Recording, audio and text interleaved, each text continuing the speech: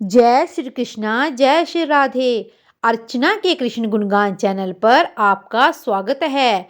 आज मैं आपको गौरी तृतीया व्रत अर्थात गौंत्री व्रत, उसकी विधि, महत्व और गौंत्री के व्रत की कथा सुनाती हूँ। शुक्ल पक्ष की तृतीया को रखा जाने वाला यह व्रत शिव और देवी पार्वती की अपार कृपा पाने के लिए किया जाता है। इस व्रत के द्वारा आप विभिन्न संकटों से मुक्ति पा सकते हैं और जीवन में सफलता प्राप्त कर सकते हैं। माँ गौरी सबकी मनोकामना पूर्ण करती है और स्त्रियों के लिए यह व्रत बहुत ही महत्वपूर्ण है। सुहागन महिलाएं अपने पति की लंबी उम्र और अखंड सौभाग्य की प्राप्ति के लिए इस व्रत को रखती हैं। गौरी तृतीया शास्त्रों के अनुसार इस व्रत को और व्रत के नियमों का पालन करने से सौभाग्य की प्राप्ति होती है और स्त्रियों को दाम्पत्य जीवन और संतान का सुख मिलता है। माघ मास के शुक्ल पक्ष की तृतीया तिथि 23 जनवरी शाम 6:43 से शुरू होकर 24 जनवरी को दोपहर 3:22 पर समाप्त होगी। इस व्रत के दिन चंद्रमा को अर्घ दिया जाता है, इसलिए ये व्रत 23 जनवरी को ही रखा जाएगा। अब मैं आपको बताती हूँ कि इस व्रत की परंपरा कैसे शुरू हुई। जैसा कि आपको पता है कि माता गौरी का आद्य रूप माता सती के रूप में है। उन्होंने राजा दक्ष के घर में जन्म लिया था।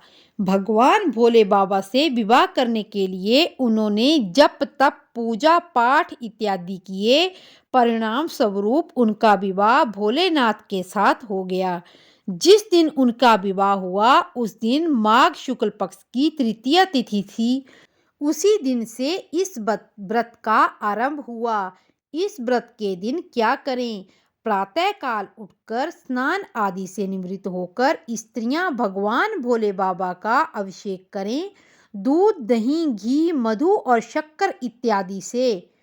यदि यह सब कुछ ना प्राप्त हो तो भाव से ही जल को अर्पित करें। पूजा में जल, रोली, मौली, चंदन, सिंदूर, लौंग, पान, सुपारी, फूल, इलायची, बेलपत्र, फल, सूखे मेवे, दक्षिणा और भगवान गणेश को अर्पित की जाती है।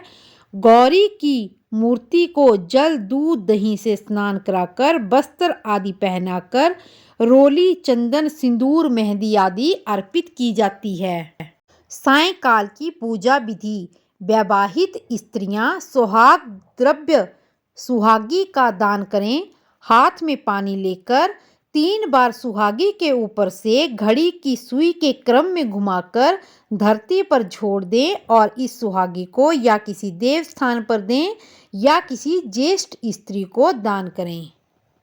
और रात्रि में चंद्रमा को अर्घ देने के लिए जल में चावल, सिंदूर और पुष्प डालकर चंद्रमा को अर्घ दें।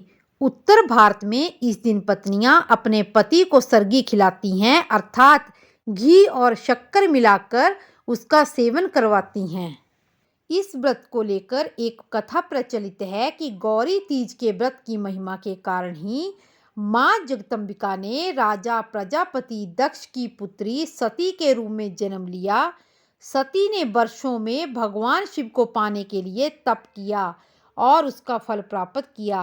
कहते हैं कि जिस दिन भगवान शंकर और देवी सती का विवाह हुआ उस दिन माघ मास के शुक्ल पक्ष की तृतीया तिथि थी।